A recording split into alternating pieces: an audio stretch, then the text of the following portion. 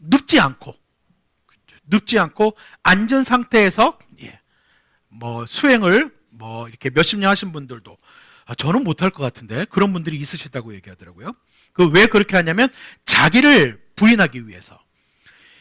여러분, 예수님이 지금 자기를 부인하라고 하는 말씀은 이것이 불교에서 말하는 것처럼 자기를 비우고 자아를 비우고 나를 공으로, 빌 공자죠. 나를 비워버리고 자기를 비우고 모든 욕심을 버리고 나를 버리라, 이런 것일까요? 여러분, 기독교는요 자기 멸절의 종교가 아닙니다. 이 말씀은요, 예수님이 자기를 부인하라고 하는 이 말씀은요, 예수님을 따르기 위해서는요 부인해야 할 자신과 긍정해야 할 자신이 있다는 거예요. 즉 세상을 따르는 자신, 하나님과 관계가 없는 자신을 부인하라는 것이고요, 이것은 식욕, 수면욕, 욕망 등 우리에게 있는 건강한 본능과 욕구를 죽이고 부인하라는 것이 아닙니다. 이런 것들이, 잘 들으십시오, 하나님의 말씀하신 경계선을 넘어가는 것을 하지 말라는 것입니다. 하나님은 우리에게 식욕을 주셨습니다. 하나님이 우리에게 수면욕을 주셨습니다. 하나님이 우리에게 성적인 욕망을 주셨습니다. 성적인 욕망이 없는 사람이 어떻게 결혼을 해요? 이런 욕망과 식욕, 수면욕, 이런 건강한 본능은 하나님이 주신 것입니다. 나는 자지 않을 거야, 나는 먹지 않을 거야, 나는 금욕으로 살 거야, 이것이 성경에서 말씀하는 자기를 부인하라는 것이 아니에요. 하나님이 주신 건강한 본능과 욕구를 죽이고 부인하라는 것이 아닙니다. 불가에서는 그렇게 가르치죠. 성경에 주님이 지금 말씀하시는 것은 그러한 건강한 본능과 욕구를 죽이고 부인하는 것이 아니라 이런 것들이 하나님이 말씀하신 경계선을 넘어가고 세상의 가치가 나를 지배하고 죄의 본성이 나를 사로잡고 돈과 명예 등이 나를 지배하는 것, 이걸 부인해라. 이런 것은 부인해라. 우리는 예수 그리스도를 통해서 하나님 나라의 백성이 되었습니다. 근데 문제가 뭐예요? 우리가 사는 지금 현실의 삶은 완전한 하나님의 나라가 올 때까지 하나님의 나라와 세상 나라가 공존하고 있는 곳에 살고 있어요. 그래서 우리는 이 세상에 살면서 하나님 나라의 것은 긍정하고 죄악된 세상의 것은 부인하는 삶을 살아가는 것입니다. 예수님이 자기를 부인하라는 것은 이 시대, 즉 죄악된 세상 속에 속해 있는 자신을 부인하라는 것입니다. 그것이 무엇이든 하나님의 나라와 반대되는 이 세상에 속한 것을 부인하라는 것이 자기 부인이에요. 그런데 반대로 이 세상의 하나님의 나라와 관련된 부분, 선하고 사랑과 하나님이 주신 건강한 욕구들, 하나님이 주신 건강한 삶들, 그리고 사랑하고 의를 나타내고 이러한 하나님의 나라와 관련된 부분들은 적극적으로 받아들이라는 것입니다. 오히려 온 힘을 다해서 짊어져야 되는 거예요. 그래서 첫 번째는 뭐예요? 하나님의 나라를 반하는 세상 나라에 속한 것들을, 그것을 부인하라. 근데 두 번째는 뭐예요? 두 번째는 짊어져라는 거예요. 뭐라고 얘기하시죠? 두 번째는요, 처음에는 부인해라 그러고, 뭘 부인해요? 이 세상 나라에 속한 걸 부인해라. 두 번째는 뭐예요? 자기 십자가를 져라, 짊어지라. 여러분, 예수님을 따른다는 것은요, 하나는 버리는 겁니다. 하나는 부인하는 겁니다. 세상 나라에 속한 것들, 그걸 부인하는 겁니다. 예수님을 따르는 건 두 번째는 뭐예요? 짊어지는 겁니다. 뭐를 짊어져요? 십자가를 짊어지라는 겁니다. 그러니까 예수님을 따르는 것은 그냥 나는 예수님 옆에 물리적으로 따라가고 그냥 내가 주일날 예배당에 이렇게 앉아있고, 그게 아니고요, 내가 주님을 따르고 있는가는 뭘로 알 수 있느냐? 내가 부인하는 삶이 있는지, 그 다음에 두 번째는 내가 짊어지는 삶이 있는지. 십자가라고 얘기하면 많은 사람들이 십자가를 희생의 삶이라고, 희생의 상징이라고 생각해요. 어떤 분들은 속썩이는 아들, 딸들을 보면서 아이고 네가 내 십자가야 이렇게 얘기하는 분도 있고요. 어떤 분들은 반농담으로 아이고 이 자기 남편을 가리켜서 아유 제가 이 남자가 제 십자가입니다 이렇게 얘기하는 분도 있더라고요. 근데 그거 아니에요, 여러분. 여기서 얘기하는 십자가는 그런 거 아닙니다. 예. 여기서 말씀드리는 십자가는요, 정확하게 말씀드리면요, 하나님을 따르기 위해서 대가를 지불하는 것, 하나님을 따르기 위해서 대가를 지불하는 삶, 그게 십자가예요. 여러분, 어떤 분이 이렇게 하더라고요. 나 삶이 너무 힘들어. 먹고 사는 게 왜 이렇게 힘든지 몰라. 이게 내 삶의 십자가야. 아니에요, 그거는. 인생은 다 힘듭니다. 삶은 다 힘듭니다. 예수님을 믿어도 인생과 삶이 힘든 인생과 삶이고요. 예수님을 안 믿어도 인생과 삶이 힘든 삶입니다. 물론 그 힘든 것을 어떻게 받아들이고 어떻게 극복하느냐의 차이는 있지만 인생과 삶은 원래가 다 힘들어요. 그런데 우리의 인생과 우리의 삶이 십자가가 아니고요. 그것은 우리 다 힘든데 여기서 말하는 그게 아닙니다. 하나님의 뜻을 따르기 위한 희생입니다. 하나님을 따라가기 위한 대가입니다. 그게 십자가예요. 근데 예수님이 뭐라고 얘기하셨어요? 그냥 십자가 하지 않으시고 어떻게 해요? 자기 십자가를 지라 그래요. 요즘에는요 보니까 이렇게 십자가를 지는 분들은 자주 안 보이는데 십자가를 거는 분들은 좀 자주 보이더라고요. 예, 십자가를 걸고 다니는 분들은 좀 자주 보여요. 십자가를 지는 사람들은 좀 많지 않은 것 같아요. 여러분, 자기 십자가가 뭔지 아세요? 모든 그리스도인들은 일반적인 하나님의 뜻을 따라가요. 그러니까 그리스도를 믿는 모든 사람은 서로 사랑하는 것, 하나님의 의를 드러내는 것, 보편적으로 누구나 추구해야 될 보편적인 하나님의 뜻이 있어요. 그러나 자기 십자가는 뭐냐면 예수님께서 십자가를 주신 것처럼 우리 각자의 몫이 있다라는 거예요. 내게 주신 비전, 내게 주신 하나님의 뜻, 내게 주신 걸어가야 될 주님을 따르기 위해서 내게 주신 길, 주님을 따르기 위해서 내게 주신 삶, 주님을 따르기 위해서 내게 주신 비전, 내게 주신 사명, 내게 주신 길이 있어요. 그게 자기 십자가예요. 나에게 주신 목, 내게 주신 삶 속에서 하나님께서 나라는 존재를 향해서 특별한 뜻이 있는 거, 내게 주신 삶, 내게 주신 일, 내게 주신 가정, 내게 맡기신 비전과 사명이 있다는 것입니다.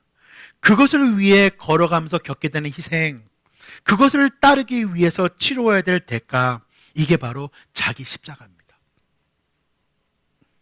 이것을 적극적으로 짊어지려고 하는 것이 예수님을 따르는 길입니다. 그리고 이렇게 자기 십자가를 지는 자가 이 세상에서 가져야 할 태도를 예수님은 35절에서 이렇게 말씀하고 있어요. 이런 십자가를 지는 사람들은 어떤 태도를 가지고 살 것이냐, 35절에서 뭐라고 얘기해요? 누구든지 제 목숨을 구하고자 하는 사람은 잃을 것이요, 누구든지 나와 복음을 위하여 제 목숨을 잃는 사람은 구할 것이다. 여러분, 전 예수님이 이 말씀을 할 때 좀 심한 것 같아요. 왜냐하면 저한테, 제가 그때 이거 들었으면 제가 안 따라갔을 것 같거든요. 제가 그때 예수님 옆에 있다가 예수님이 이 얘기를 딱 들으면요, 잘못 왔나 보다, 이 길이 아닌 게 배워, 이러면서 저는 돌아갔을 것 같아요. 여러분 생각해 보세요. 세상에서 가장 두렵고 떨리는 말이 뭐예요? 죽을 수 있다는 말이잖아요. 아니, 나 따라오면 살 것이다, 뭐 나 따라오면 잘 된다, 나 따라오면 형통한다, 뭐 이런 얘기를 해도 따라갈까 말까인데 예수님은요, 나 따라오려면 목숨 걸어라, 이렇게 얘기하세요. 저는 오늘 기독교라는 신앙이 예수님이라는 분을 믿고 따르는 것이 너무나 그냥 듣기 좋은 얘기요. 예수를 따르면 다 잘 돼, 예수를 따르면 다 형통해, 예수를 따르고 신앙을 갖게 되면 네 인생은 그냥 팔자가 폈어, 이런 이야기들이 절반만 맞다고 생각해요. 왜냐하면 그런 부분들을 우리가 발견할 수 있어요, 실제로 신앙을 갖게 되면. 그러나 주님은 뭐라고 말씀하세요? 나를 따라오려거든 나와 복음을 위하여 제 목숨을 잃는 길도, 것까지도 생각하라고 말씀하세요. 예수님은 사람을 유혹해서 부르신 분이 아닙니다. 정말 당신을 따르려면 심지어 목숨이라는 대가를 치를 수 있음을 말씀하세요. 그리고 물으세요. 그래도 나를 따르겠느냐? 여러분, 예수님을 닮아가고 예수님처럼 산다는 것은, 다시 말씀드리면 예수를 따라간다는 것은 이렇게 이 세상을 거절하고 이미 임하신 하나님의 나라의 가치와 방식을 받아들이고 따라가는 것을 말씀하는 것입니다. 바울이 이야기하는 온전한 사람은 이렇게 예수를 따라가면서 일어나는 변화와 성장을 말합니다. 다시요, 바울이 이야기하는, 성경이 이야기하는 온전한 사람은 이렇게 예수를 따라가면서 일어나는 변화와 성장입니다. 그게 온전한 사람이 되어가는 것이에요. 여러분, 예수를 따른다는 것에서 많은 사람들이 이렇게 생각해요. 많은 사람들은요, 예수를 따른다고 하면 사역을 떠올라요. 다시 얘기하면 예수를 따른다고 하면 예수님을 위해서 무슨 일을 하는 걸 생각해요. 그러나 이런 것들은요, 예수님을 따르는 것의 단면을 보여주는 겁니다. 여러분, 제가 예를 들어 볼게요. 저는 가끔 어떤 분들이 저희 집 제 아들 이름이 하준이잖아요. 예, 어떤 분들이 제 아들을 바라보면서 이런 말씀하시는 경우들이 있어요. 넌 참 다행이다, 아빠를 안 닮아서. 저는 그 말을 들을 때 참 다행이네요, 아빠를. 이 말을 들을 때 제가 기뻐해야 될지 슬퍼해야 될지, 그런 얘기를 해요. 너는 참 아빠를 안 닮았네. 아마 뭐 저는 좋은 뜻으로 받아들입니다. 아빠보다 잘생겼다는 뜻으로. 저는 받아들이는데, 근데 실제로 부모의 입장에서 가장 듣기 좋은 게 뭐예요? 참 똑 닮았네. 그죠? 참 아빠를 쏙 닮았네. 아빠를 위해서 무언가를 해주는 거, 아빠를 위해서 뭔가 서비스를 제공하고 뭔가를 하는 것보다 더 좋은 게 뭐예요? 아빠를 쏙 닮았네.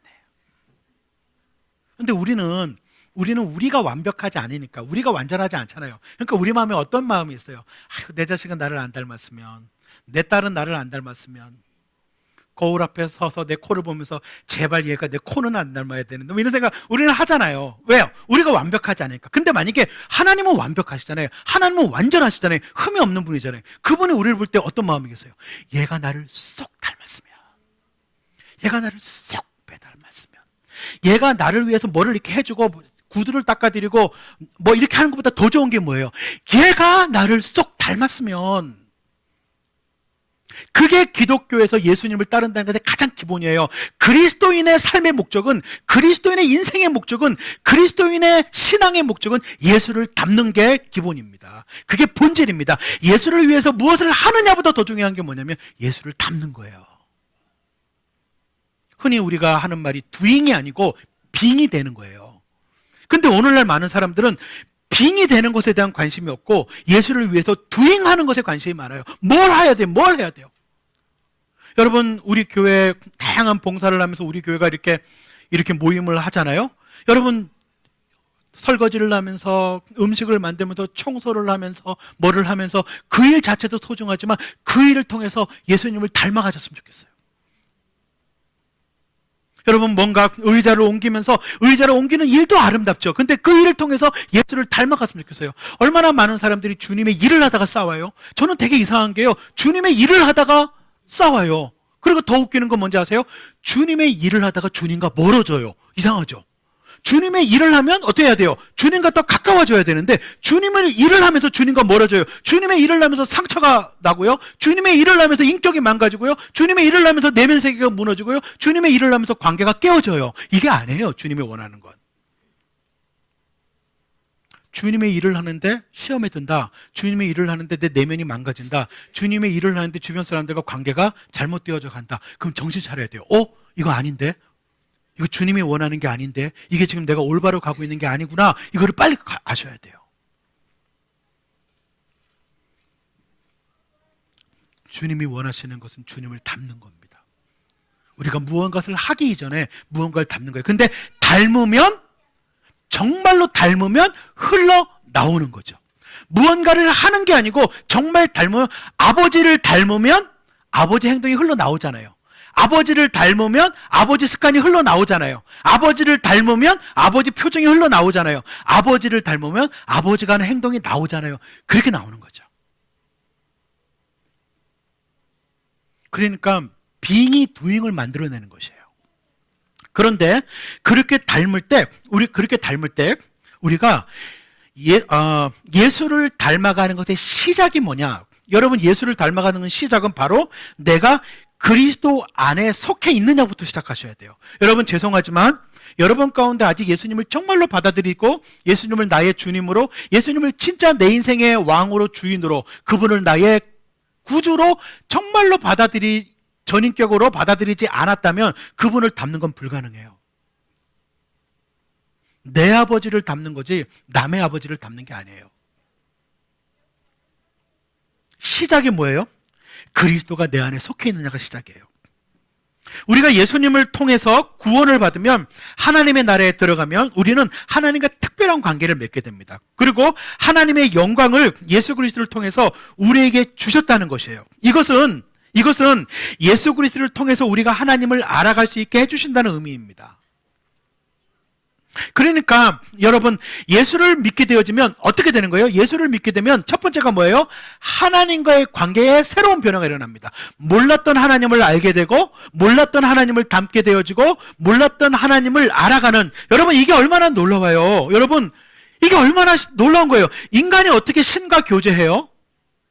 인간이 어떻게 우주를 창조하신 신을 알아갈 수 있어요? 인간이 어떻게 신과 교제를 나눠요? 사랑을 주고받아요. 우정 관계를 쌓아요. 근데 예수라는 분을 받아들이고 예수라는 분을 통해서 하나님과 관계가 세워지면, 하나님과의 건강한 관계가 회복되어지면 우리는 신과 교제해요. 신과 우정을 쌓아요. 신을 알아가요. 이게 예수를 믿게 되는 첫 번째 성장이에요. 첫 번째 성장이 뭐예요? 하나님과의 관계가 변화가 일어나요. 하나님과의 관계가 시작되고 이 관계의 변화가, 이게 첫 번째입니다. 우리 교회에서 균형 있는 성장의 첫 번째가 뭐냐면, 하나님과의 관계가 첫 번째의 변화가 일어나요. 이게 안 되면 나머지는 다 가짜예요. 하나님과의 예수님을 받아들여서 하나님과 관계가 회복되어지면 하나님을 알아가게 되고, 하나님을 닮아가게 되고, 하나님에 대해서 알고자 하고 그분과 사랑과 우정을 쌓게 되는 이 변화가 일어납니다. 이게 일어나면 두 번째가 뭐예요? 나를 새롭게 보기 시작합니다. 이게 우리 교회에서 말하는 두 번째예요. 나 자신과의 관계. 하나님과의 관계가 쌓여지고, 여러분 제가 얼마 전에요, 전 집에 TV가 없는데 가끔 인터넷 이렇게 보면 어느 방송에 이렇게 짧은 짤이라 그러나 뭐 이렇게 돌아가는 게 있어요. 그걸 제가 몇 번 이렇게 보거든요. 거기에 보니까 남창희라는, 잘 모르시죠? 그 유명한, 아는 분은 알 텐데, 뭐 개그맨이 이렇게 이렇게 만담을 주고받다가 이런 말을 하더라고요. 내가 강호동이 인정하는 사람이야, 이렇게 얘기하더라고요. 대단한가 봐요. 강호동이라는 사람이 그쪽 세계에서는 그 강호동한테 인정받으면 자랑스러울 만큼 대단한가 봐요. 내가 강호동이 인정하는 사람이야, 뭐 이렇게 얘기를 하는 거를 이렇게 짧은, 그 짤이라 그러죠, 요즘 아이들 말로. 그게 돌아가는데, 여러분 강호동이 나를 대단하게 봐줘도 그러는데, 여러분 하나님과 관계가 세워지면 어떤 일이 봤어요? 하나님이 나를 어떻게 보는지 알게 되어져요. 하나님이 나를 존귀하게 보는구나. 하나님이 나를 거룩하게 만드셨구나. 하나님이 나를 새로운 피조물로 만들었구나. 하나님이 나를 새로운 존재로 만들었구나. 이게 알게 되면 어떻게 돼요? 나 자신을 그렇게 보게 되죠. 그래서 다윗이 시편 139편 14절부터 16절에 뭐라고 얘기해요? 같이 한번 읽어볼까요? 함께 읽겠습니다. 14절부터 16절 천천히 읽을게요. 시작. 내가 이렇게 빚어진 것이, 없나 보네요. 제가 읽어드릴게요. 시편 139편 14절부터 16절. 내가 이렇게 빚어진 것이 오묘하고 주님께서 하신 일이 놀라워 이 모든 일로 내가 주님께 감사를 드립니다. 내 영혼은 이 사실을 너무도 잘 압니다.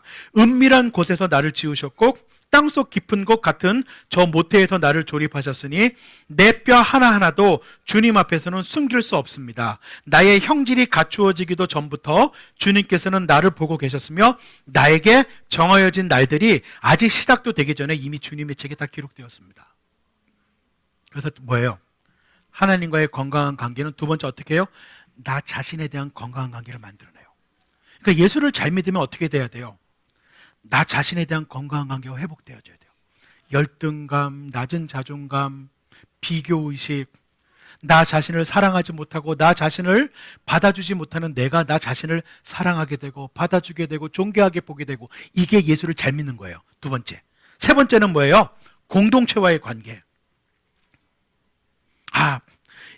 나를 이렇게 존귀하게 만드셨는데 이렇게 존귀하게 만든 나에게 하나님이 공동체를 주시고 형제 자매를 주셨구나. 그리고 이들이 나에게 주신 형제와 자매이고 하나님이 나에게 이 공동체를 허락하셨구나. 그래서 정말 하나님의 사랑을 알게 되면 그 사랑으로 나를 건강하게 사랑하게 되면 어떻게 돼요? 나를 건강하게 사랑하면 마음의 여유가 생겨서 남을 사랑하게 돼요. 우리가 왜 남 사랑하기 어려운지 아세요? 여유가 없어서 그래요. 우리는 우리의 마음이 남을 담을 여유가 없어요. 내 마음에 여유가 없고 내가 나를 사랑하지 않고 내 마음에 여유가 없으면 남을 못 담아요. 왜냐면요, 내가 나를 사랑하지 않으면 우리 마음이 간장종지라고요. 거기에 누구를 닮아요? 근데 내가 나를 건강하게 보고 내가 나를 존경하고 사랑하고 내가 새롭게 된 존재라는 것을 알게 되어지고 나를 정말로 받아들이게 되면 우리 마음이 넓어져요. 그러면 다른 사람을 닮게 돼요. 그게 세 번째예요. 하나님과의 관계가 회복되어지면 어떻게 해요? 내 자신과의 관계가 회복되어지고 내 자신과 건강하게 회복되어지면 어떻게 돼요? 공동체와의 관계가 건강하게 회복되어져요. 그리고 네 번째가 뭐예요? 세상과의 관계예요. 이 공동체를 넘어서 우리의 이웃과 하나님께서 창조하시고 다스리시는 이 세상과 자연과 만물을 사랑하게 되어져요. 하나님은 자연과 모든 세상을 창조하셨고 지금도 그것을 다스리고 계시고 하나님의 백성들이 이 하나님이 만드신 창조 세계를 다스리고 보존하고 가꾸기를 원하세요. 우리는 우리의 일과 우리의 직업과 우리의 노동이 이런 일을 하는 것임을 알게 된 사람들이에요. 그래서 우리는 세상과의 관계가 새롭게 되어져요. 자, 저기 왼쪽에 우리 교회에서 말하는 균형 있는 성장이란 무엇이냐? 진짜 신앙이 성장하고 진짜 신앙이 건강하게 된다면 먼저 하나님과의 관계가 회복되어지고, 그게 정말 건강한 것이라면 나 자신과의 관계가 건강해지고, 그리고 그것은 어떠한 결과를 가져오냐면 공동체와의 관계에 건강하게 가져오고, 그리고 그것은 어떻게 되어지냐면 공동체를 넘어서 우리의 이웃과 우리가 살고 있는 이 세상과 자연과 만물에게까지 넓어져 가는 것. 이게 우리 교회가 말하는 균형 있는 성장입니다. 우리는 이것을 건강하다고 말합니다. 이게 진짜 신앙이라고 믿습니다. 그리고 주님이 그렇게 성장하신 분이라고 믿습니다. 그렇기 때문에 단지 교회에서 신앙의 모습을 보고 단지 예배당 안에서 하는 모습을 보고 우리는 우리의 신앙을 알기가 매우 어렵습니다. 말씀을 맺겠습니다. 사랑하는 성도 여러분, 신앙이 성숙하고 온전한 사람이 되어간다는 것은요, 균형 있는 성장을 이루어간다는 것을 의미합니다. 균형 있는 성장이란 하나님과의 관계, 나 자신과의 관계, 공동체와의 관계, 이웃과의 관계, 세상과의 관계에 균형을 이루어가는 것입니다. 우리 공동체는 모든 하나님의 백성들이 이렇게 균형 있게 성장하도록 양육하고 격려하고 도전하는 모판이고 실습장입니다. 이것을 위해서 무엇보다도 내 자신이 이 네 가지 관계 속에서 부인해야 될 것이 무엇인지, 져야 할 것은 무엇인지를 깊이 생각해보고 매일매일 예수님을 따라가는 삶을 살기를, 그래서 우리 모두가 그분을 닮아 온전한 성숙에 이루어져 가기를 주님의 이름으로 축원합니다.